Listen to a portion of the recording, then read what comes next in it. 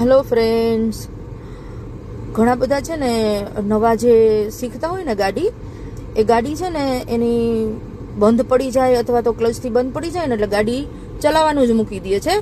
પણ તમારે મૂકી નથી દેવાનું. હું તમને એક સરસ ઇઝી રીત બતાવું જેનાથી તમારે ક્લચ નોર્મલી છૂટશે.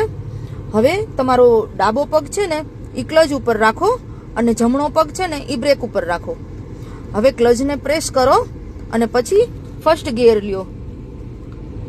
ફર્સ્ટ ગિયર લીધા પછી હેન્ડ બ્રેકને છોડેલી જ છે આપણે, બરાબર? તો પછી ક્લચને ધીમે બ્રેક ઉપરથી પગ લઈ લ્યો.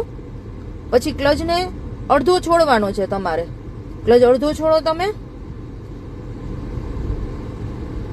હવે ગાડી ધીમે ધીમે સ્ટાર્ટ થઈ તો ધીમે ધીમે સ્ટાર્ટ થવા દેવાની. પછી ધીમે ધીમે સાવ પછી ક્લચને પૂરેપૂરો મૂકી દેવાનો છે તમારે. એટલે ગાડી તમારી બંધ પણ નહીં પડે અને તમારી ધીમે